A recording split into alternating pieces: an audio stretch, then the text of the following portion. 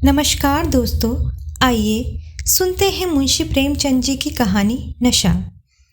ईश्वरी एक बड़े जमींदार का लड़का था और मैं एक गरीब क्लर्क का, जिसके पास मेहनत मजूरी के सिवा और कोई जायदाद न थी।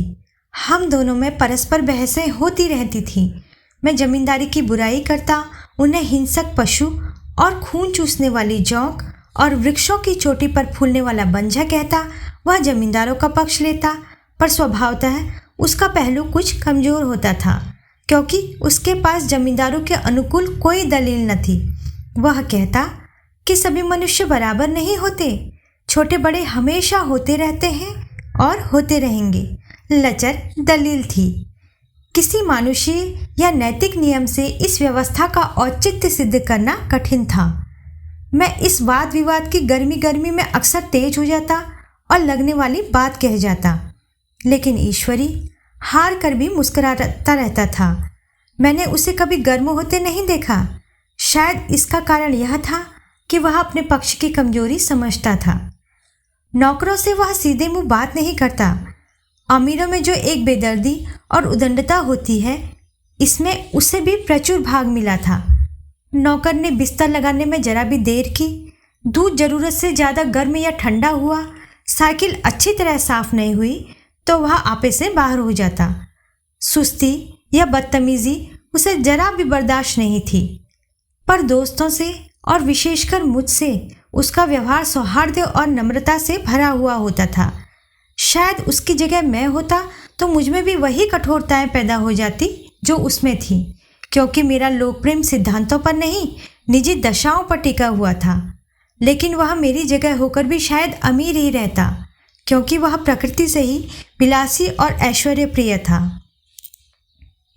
अब की दशहरे की छुट्टियों में मैंने निश्चय किया कि घर न जाऊंगा। मेरे पास किराए के लिए रुपए न थे और न घर वालों को तकलीफ देना चाहता था। मैं जानता हूँ वे मुझे जो कुछ भी देते हैं वह उनकी हैसियत से बहुत ज़्यादा है। उसके साथ ही परीक्षा का ख्याल था। अभी कुछ पढ़ना है। बोर्डिंग हाउस में भूत की तरह अकेले पड़े रहने को भी जी नहीं चाहता था। इसलिए जब ईश्वरी ने मुझे अपने घर का न्योता दिया तो मैं बिना आग्रह के ही राजी हो गया। ईश्वरी के साथ परीक्षा की तैयारी खूब हो जाएगी। वह अमीर होकर भी मेहनती और ज़हीन है। उसने इसके साथ ही कहा, लेकिन भाई एक बात का ख्याल रखना, वहाँ अगर जमींदारों की निंदा की तो मामला बिगड़ जाएगा और मेरे घर वालों को बुरा लगेगा। वह लोग तो असामियों पर इसी दावे से शासन करते हैं कि ईश्वर ने असामियों को उनकी सेवा के लिए ही पैदा किया है। असामी भी यही समझता है। अगर उसे सुझा दिया जाए कि जमींदार और असामी में कोई मौलिक भेद नहीं है तो जमींदारी का कहीं पता न लगे।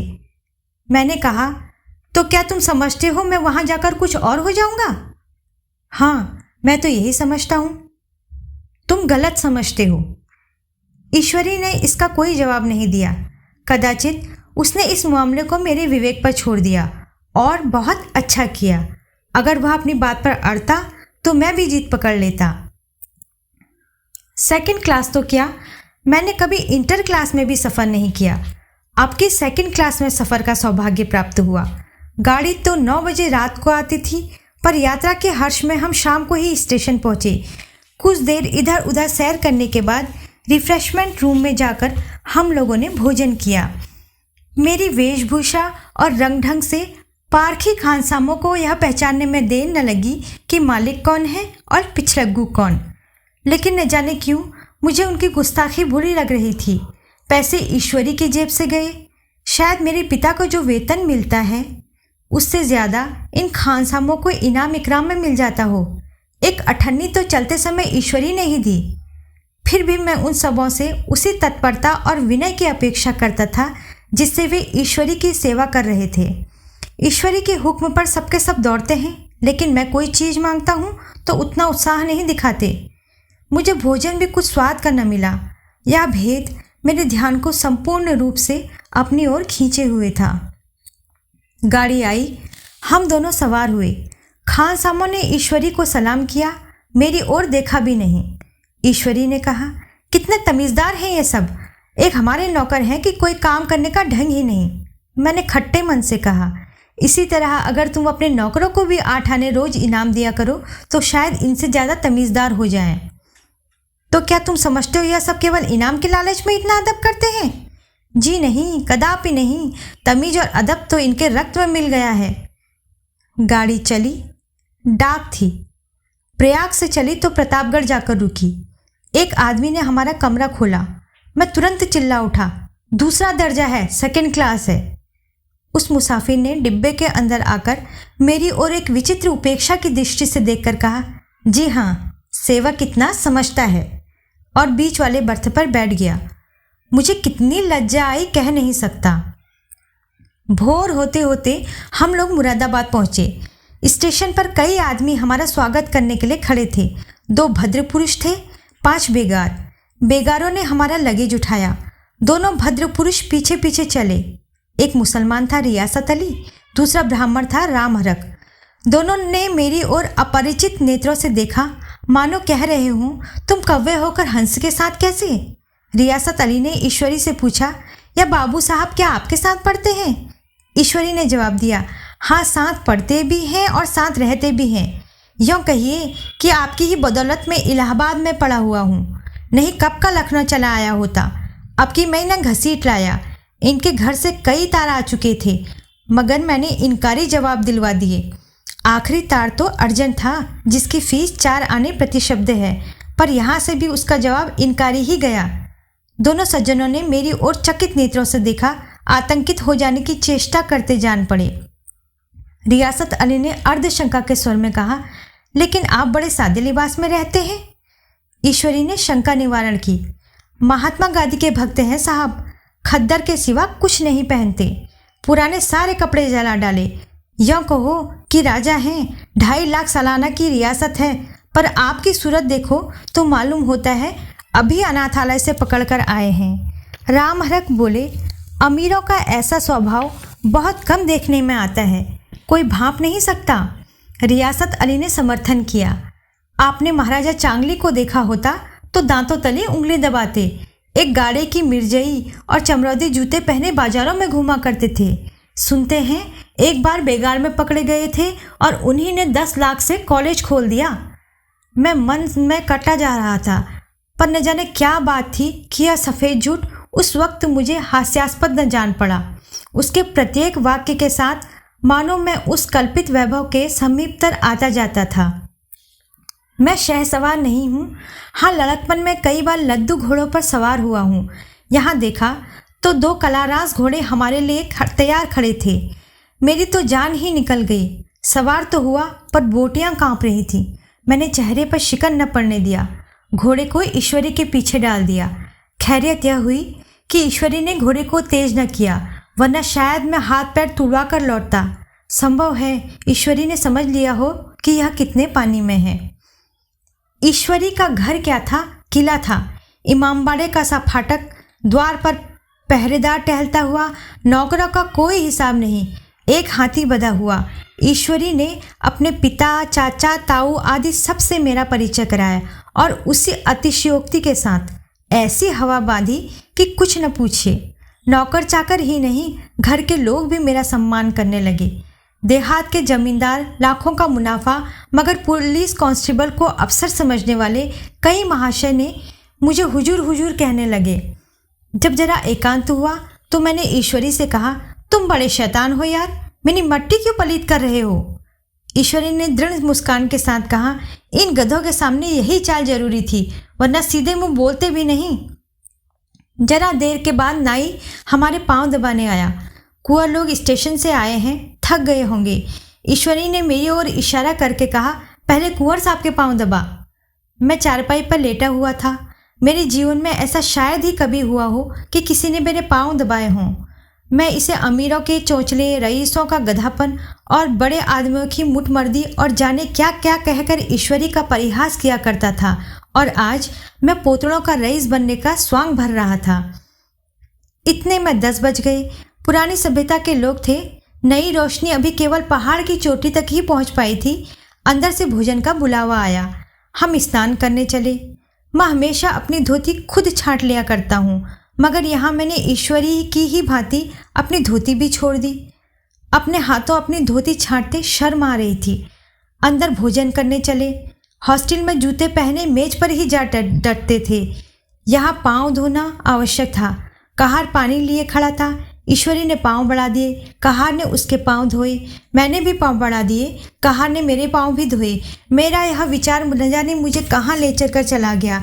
सोचा था यहाँ देहात में एकाग्र होकर खूब पढ़ेंगे, पर यहाँ सारा दिन सैर सपाटा में कट जाता। कहीं नदी में बजरे पर सैर कर रहे हैं, कहीं मछलियाँ या चिड़ियों का शिकार खेल रहे हैं, कहीं पहलवानों की कुश्ती देख रहे हैं, कहीं शतरंज पर जमे हैं। ईश्वरी खूब अंडे मंगवाता और कमरे में स्टोव पर ऑमलेट बनते। नौकरों का एक जत्था हमेशा घेरे रहता। अपने हाथ पांव हिलाने की कोई ज़रूरत नहीं, केवल जबान हिला देना ही काफ़ी है।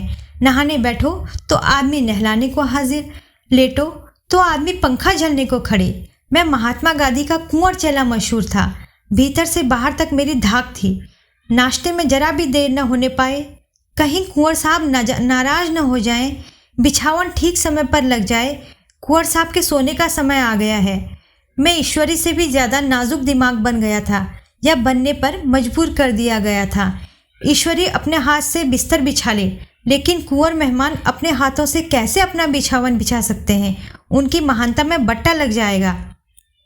एक दिन सचमुच यही बात हो गई। ईश्वरी घर में था। शायद अपनी माता से कुछ बात करने में उसे देर हो गई। यहाँ 10 बज गई। मेरी आंखें नींद से झपक रही थी, मगर बिस्तर कैसे लगाऊं? कुंवर जो ठहरा, कोई 11:30 बजे महरा आया। बड़ा मुंह लगा नौकर था। घर के धंधों में मेरा बिस्तर लगाने की उसे सुध ही नहीं रही। अब जो याद आई तो भागा हुआ आया। मैंने ऐसी डांट बताई कि उसने भी याद किया होगा। ईश्वरी मेरी डांट सुनकर बाहर निकल आया और बोला, तुमने बहुत अच्छा किया। यह सब हरामखोर इसी व्यवहार के योग्य हैं। इसी तरह ईश्वरी एक दिन एक जगह दावत में गया हुआ था। शाम हो गई, मगर लैंप मेज पर रखा हुआ था। दिया सलाई भी थी, लेकिन ईश्वरी खुद कभी लैंप नहीं जलाता था। फिर कुंवर साहब कैसे जलाएं? मैं झुंझला रहा था। समाचार पत्र आया रखा हुआ था। जी उधर लगा हुआ था, पर लैंप नदारद। दैवयोग से उसी वक्त मुंशी रियासत अली आ निकले। मैं उन्हीं पर उबल पड़ा। ऐसी फटकार बताई कि बेचारा उल्लू हो गया। तुम लोगों को इतनी फिक्र भी नहीं कि लैंप तो जलवा दो? मालूम नहीं ऐसे कामचोर आदमियों का यहाँ कैसे गुजर होता है। मेरे यहाँ घंटे भर निर्वाह न हो। रियासत अली ने कांपते हुए हाथों से लैंप जला दिया। वहाँ एक ठाकुर अक्सर आया करता था। कुछ मनचला आदमी था, महात्मा गांधी का परम भक्त। मुझे महात्मा जी का चेला समझकर मेरा बड़ा लिहाज करता था, पर मुझसे कुछ पूछते संकोच करता था। एक दिन मुझे अकेला देखकर आया और हाथ बांध कर बोला, सरकार तो गांधी बाबा के चेले हैं ना? लोग कहते हैं कि यहाँ सुराज हो जाएगा तो जमींदार न रहेंगे। मैंने शान जमाई, जमींदारों के रहने की जरूरत ही क्या है? यह लोग गरीबों का खून चूसने के सिवा और करते क्या हैं? ठाकुर ने फिर पूछा, तो क्यों सरकार, सब जमींदारों की जमीन छिन जाएगी? मैंने कहा, बहुत से लोग तो खुशी से दे देंगे। जो लोग खुशी से न देंगे उनकी जमीन छीननी ही पड़ेगी। हम लोग तो तैयार बैठे हुए हैं, जो ही स्वराज्य हुआ अपने इलाके असामियों के नाम हिब्बा कर देंगे। मैं कुर्सी पर पाँव लटकाए बैठा था। ठाकुर मेरे पाँव दबाने लगा, फिर बोला, आजकल जमींदार लोग बड़ा जुल्म करते हैं सरकार। हमें भी हुजूर अपने इलाके में थोड़ी सी ज़मीन दे दें तो चलकर वहीं आपकी सेवा में रहें। मैंने कहा, अभी तो मेरा कोई अख्तियार नहीं है भाई, लेकिन जो ही अख्तियार मिला मैं सबसे पहले तुम्हें बुलाऊंगा।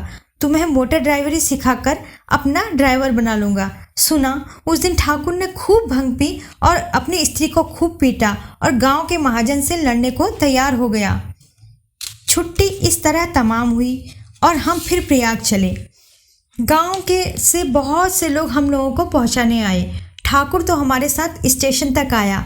मैंने भी अपना पार्ट खूब सफाई से खेला और अपनी कुबेरोचित विनय और देवत्व की मुहर हर एक हृदय पर लगा दी। जी तो चाहता था हर एक नौकर को अच्छा इनाम दूं, लेकिन यह सामर्थ्य कहाँ थी। वापसी टिकट था ही, केवल गाड़ी में बैठना था, पर गाड़ी आई तो ठसाठस भरी हुई। दुर्गा पूजा की छुट्टियां भोगकर सभी लोग लौट रहे थे। सेकंड क्लास में दिल रखने लायक जगह नहीं थी। इंटर क्लास की हालत उससे भी बदतर। यह आखिरी गाड़ी थी। किसी तरह रुक न सकते थे। बड़ी मुश्किल से तीसरे दर्जे में जगह मिली। हमारे ऐश्वर्य ने वहाँ अपना रंग जमा लिया, मगर मुझे उसमें बैठना बुरा लग रहा था। आए थे आराम से लेटे लेटे, जा रहे थे सिकुड़े हुए। पहलू बदलने की भी जगह न थी। कई आदमी पढ़े लिखे भी थे। वे आपस में अंग्रेजी राज्य की तारीफ करते जा रहे थे। एक महाशय बोले, ऐसा न्याय तो किसी राज्य में नहीं देखा। छोटे बड़े सब बराबर। राजा भी किसी पर अन्याय करे तो अदालत उसकी गर्दन दबा देती है। दूसरे सज्जन ने समर्थन किया, अरे साहब, आप खुद बादशाह पर दावा कर सकते हैं, अदालत में बादशाह पर डिग्री हो जाती है। एक आदमी जिसकी पीठ पर बड़ा गट्ठर बंधा था, कलकत्ते जा रहा था। कहीं गठरी रखने की जगह न मिलती, पीठ पर बांधे हुए था। इससे बेचैन होकर बार बार द्वार पर खड़ा हो जाता। मैं द्वार के पास ही बैठा हुआ था। उसका बार बार आकर मेरे मुंह को अपनी गठरी से रगड़ना मुझे बहुत बुरा लग रहा था। एक तो हवा यूं ही कम थी, दूसरे उस गवार का आकर मेरे मुंह पर खड़ा हो जाना मानो मेरा गला दबाना था। मैं कुछ देर के लिए जब्ती किए बैठा रहा। एकाएक मुझे क्रोध आ गया। मैंने उसे पकड़कर पीछे ठेल दिया और 2 तमाचे जोर जोर से लगाए। उसने आंखें निकालकर कहा, क्यों मारते हो बाबूजी? हमने भी किराया दिया है। मैंने उठकर 2-3 तमाचे और जड़ दिए। गाड़ी में तूफान आ गया। चारों ओर से मुझ पर बौछार पड़ने लगी। अगर इतने नाजुक मिजाज हो तो अव्वल दर्जे में क्यों बैठे? कोई बड़ा आदमी होगा तो अपने घर का होगा। मुझे इस तरह मारते तो दिखा देता। क्या कसूर किया था बेचारे ने? गाड़ी में सांस लेने की जगह नहीं, खिड़की पर जरा सांस लेने को खड़ा हो गया तो उस पर इतना क्रोध? अमीर होकर क्या आदमी अपनी इंसानियत बिल्कुल खो देता है? यह भी अंग्रेजी राज्य है जिसका आप बखान कर रहे थे। एक ग्रामीण बोला, दफ्तरन माँ घुसन तो पावत नहीं, उस पर इतना मिजाज। ईश्वरी ने अंग्रेजी में कहा, what an idiot you are. और मेरा नशा अब कुछ कुछ उतरता हुआ मालूम होता था।